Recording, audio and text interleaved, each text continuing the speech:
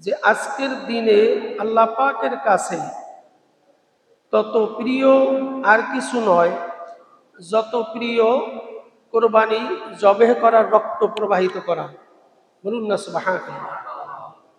তার মানে হলো আল্লাহ পাকের দরবারে আজকের দিনের এই কোরবানি, হালাল পশু জবেহ করাটা আল্লাহ পাকের দরবারে খুব প্রিয়।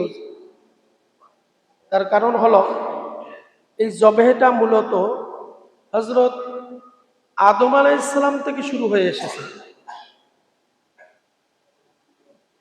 আর ইব্রাহিম আলাইহিস সালাতু ওয়াস সালাম এবং ইসমাইল আলাইহিস সালাতু ওয়াস সালামের মধ্য দিয়ে আখেরি পয়গম্বরের উম্মতের জন্য ওই সিলসিলা, ওই তরিকাটা আল্লাহ পাক ওয়াজিব করে দিয়েছেন। বলুন না সুবহানাল্লাহ।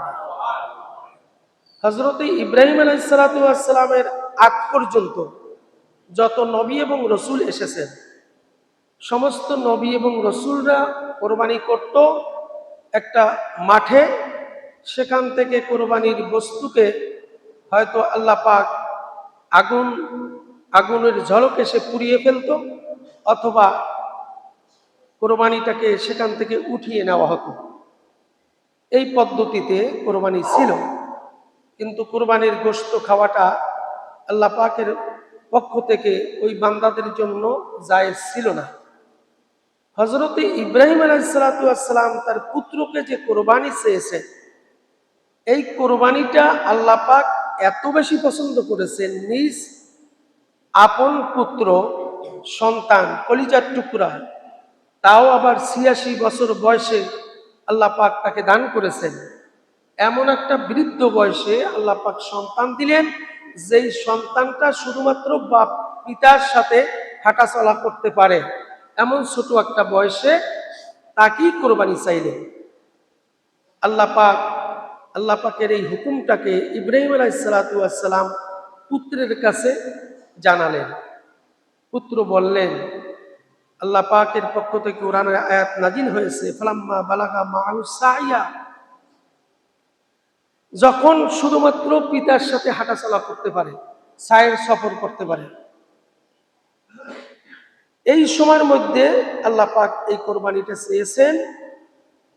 আর পুত্রের কাছে যখন বলেছেন, তখন পুত্র বলছেন, ইন্নাল্লাহা মা'আস সাবিরিন, আমাকে আপনি সবরকারীর সাথে পাবেন। আপনাকে যে হুকুম করা হয়েছে সেই হুকুমের সামনে আমি মাথা নত করে দিলাম, আল্লাহর জন্য আপনি আমাকে কোরবানি করেন। বলুন না সুবহানাল্লাহ। হযরত ইব্রাহিম আলাইহিস সালাতু ওয়াস সালাম কোরবানি করার জন্য হাতে ছুরি নিলেন। ইসমাইল ছোট্ট সন্তান, তিনি বললেন, পিতা, আপনি কোরবানি করতে গিয়ে, আল্লাহর হুকুম পালন করতে গিয়ে আপনি যখন ছুরি চালাবেন, তখন আপনার চোখ যখন আমার চেহারার দিকে পড়বে, হয়তোবা আপনার হৃদয়ের মধ্যে মায়া আসতে পারে, এই জন্য চোখ বেঁধে নেন, যাতে করে আল্লাহর রাহে আমি কোরবানি হতে পারি। বলুন না সুবহানাল্লাহ। এবং পিতা এবং পুত্র উভয়ই চোখ বেঁধে কোরবানি করার জন্য নিমিত্তে যখন ছুরি চালাতে লাগলেন, আল্লাহ পাক ডাক দিয়ে জিবরাইলকে বললেন, হে জিবরাইল, তাড়াতাড়ি চলে যাও আমার ইব্রাহিমের কাছে, আর ইসমাইলকে ওই জায়গা থেকে সরিয়ে জান্নাত থেকে দুম্বা নিয়ে সেইখানে শুইয়ে দাও। বলুন না সুবহানাল্লাহ। মুহূর্তের মধ্যে জিবরাইল আমিন জান্নাত থেকে একটা দুম্বা এনে ইসমাইলকে সরিয়ে ওই জায়গায় শুইয়ে দিলেন। চক্ষু বাঁধা অবস্থায়, না দেখা অবস্থায় পুত্রকে জবে করার নিমিত্তে জবের ছুরি যখন চালালেন, আল্লাহ পাকের পক্ষ থেকে যে দুম্বা রাখা হয়েছিল সেই দুম্বাকে কোরবানি করে দিলেন। বলুন না সুবহানাল্লাহ। তারপর থেকে এই কোরবানির গোশত খাওয়াটা মুসলিম মিল্লাতের জন্য হালাল করে দিয়েছেন কে? এর আগে কিন্তু খাওয়াটা হালাল ছিল না। আল্লাহ পাক ইব্রাহিমের জন্য বললেন যে এটা তোমাদের পক্ষ থেকে, আমার পক্ষ থেকে তোমাদের জন্য দাওয়াত দিলাম, এটা তোমরা ভক্ষণ করবে। এই ভক্ষণকৃত জবেহকৃত গোশত মাংস খাওয়া তোমাদের জন্য হালাল করলাম, আমার পক্ষ থেকে দাওয়াত দিলাম। বলুন না সুবহানাল্লাহ। এই যে কোরবানি করবেন, এটা আল্লাহ পাকের পক্ষ থেকে আপনাকে দাওয়াত দিচ্ছে। এই কোরবানি আপনি করছেন, কিন্তু আল্লাহর পক্ষ থেকে এই কোরবানির গোশতটা খাওয়া মানে আল্লাহর পক্ষ থেকে দাওয়াতি মেহমান হিসেবে আপনি বক্ষণ করতেছেন। বলুন না সুবহানাল্লাহ।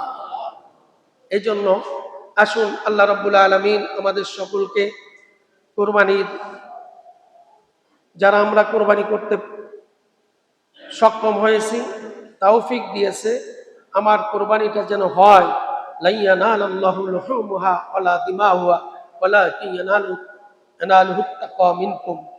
আল্লাহ পাক বলছেন যে আমার কাছে রক্ত, মাংস, গোশত কিছুই পৌঁছায় না, শুধু পৌঁছায় তোমাদের তাকওয়া, পরহেজগারিতা। তোমাদের ঈমানের কতটুকু তাকওয়া আছে, সেই তাকওয়াটাই আমার কাছে পৌঁছায়। এই জন্য গোশত খাওয়াটা বড় নয়, কোরবানিটা করা বড় নয়, বরং আমাকে মানতে হবে এটা আল্লাহ পাকের একটা হুকুম। এই হুকুমটা পালনার্থে আল্লাহর রাহে আমি হালাল পশুকে জবেহ করে দিচ্ছি। বলুন না সুবহানাল্লাহ। দেখেন না, এখন অনেক মানুষ বের হয়েছে।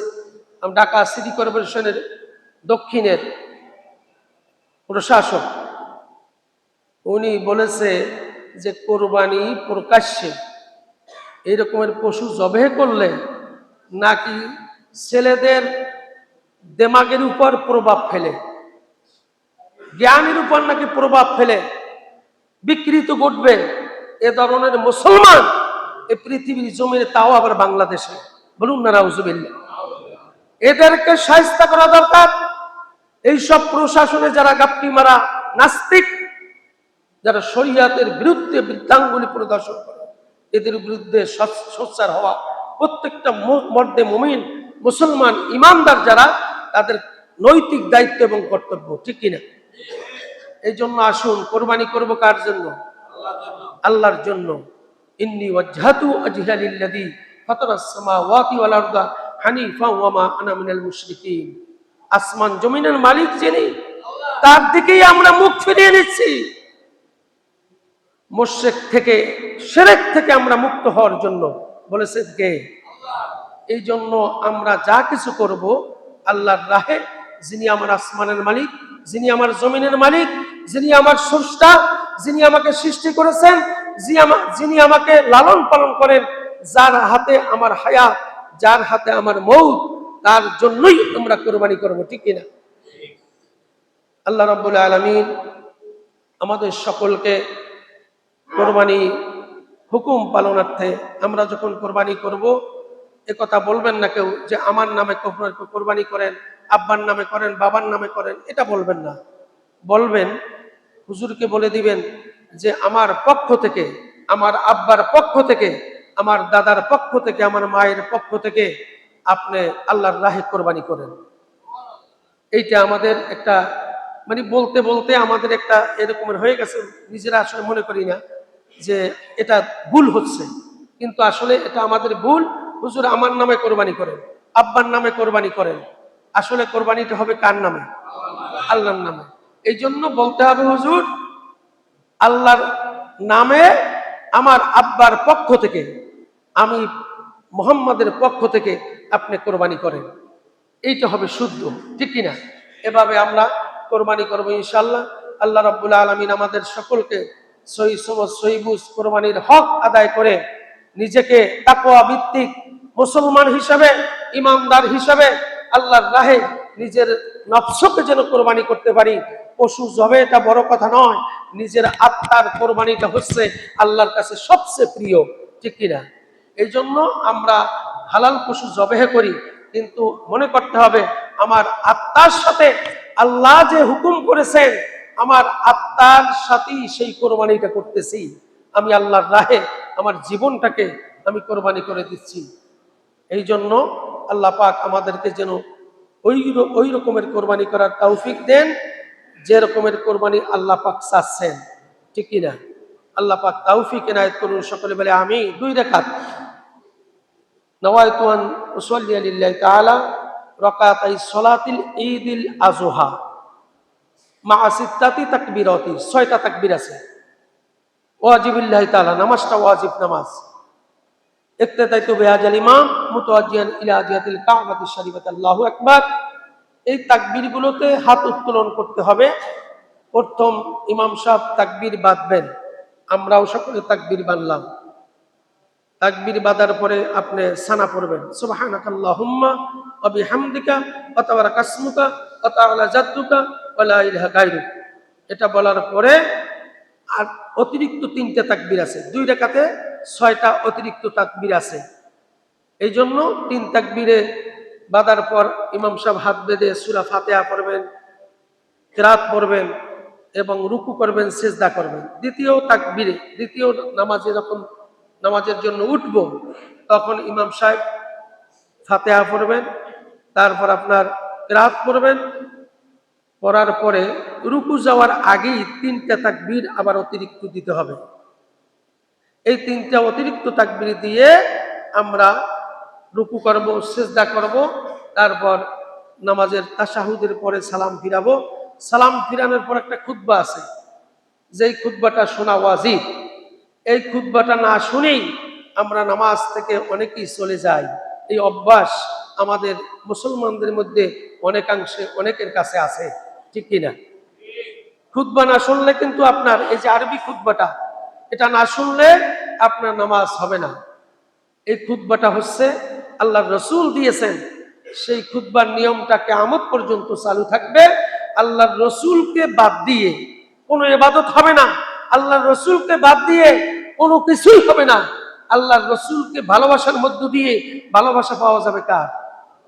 আল্লাহ রাব্বুল আলামিন। এটা মনে রাখবেন। এই জন্য আরবি খুতবাটা শুনে দোয়া করেন আর না করেন চলে যান, অসুবিধা নাই, কিন্তু অন্তত নামাজটা হক আদায় করার ক্ষেত্রে আমরা যেন খুতবাটা শুনে যাই। একই অবস্থা জুম্মার দিনেও হয়। আপনারা এই দেখা যায় এরকমের 2 রাকাত পড়ার পরেই সব দূরদূরি শুরু হয়ে যায়। ঠিক এই ঈদের নামাজগুলিতেও তেমনি হয়, 2 রাকাত পড়ার পরে খুতবা না শুনি দূরাদূরি শুরু হয়ে যায়। এরকমের করব কেউ? বলেন করব কেউ? ইনশাআল্লাহ বলেন ইনশাআল্লাহ আমরা কেউ করব না। এই জন্য আল্লাহর রহমতে যারা সময় থাকে এই দোয়া করে যাবেন, দোয়ায় শরীক হবেন। আর দোয়া মুখ্য ইবাদত, দোয়াই হচ্ছে ইবাদতের মগজ। আমরা যে ইবাদত করলাম সেই ইবাদতের মগজ মানে মাথা। আপনার দেহ বডি সব কিছু ঠিক আছে, মাথা ঠিক নাই, কোনো কিছুই ঠিক নাই, ঠিক কিনা? এই জন্য ইবাদতের পরে দোয়াটার সাথে শরীক হবে। মুসলিম মিল্লাতের জন্য দোয়া করব। লক্ষ লক্ষ হাজিরা আজকে সমবেত হচ্ছে মক্কায়, সেখানে আমরা দোয়া করব। তারাও দোয়া করতেছেন, আমরাও তাদের সাথে যদি হাত মিলে যায়, আল্লাহ পাক হাজিদের গুনাহ মাফ করে দিচ্ছেন ঘর থেকে বের হওয়ার সাথে সাথে। তাদের সাথে যদি দোয়াটা হয়ে যায়, আমার দোয়াটাও কবুল করবেন কে? আল্লাহ পাক তৌফিক এনায়েত করুন। আওয়াজ দিয়ে বলে আমিন।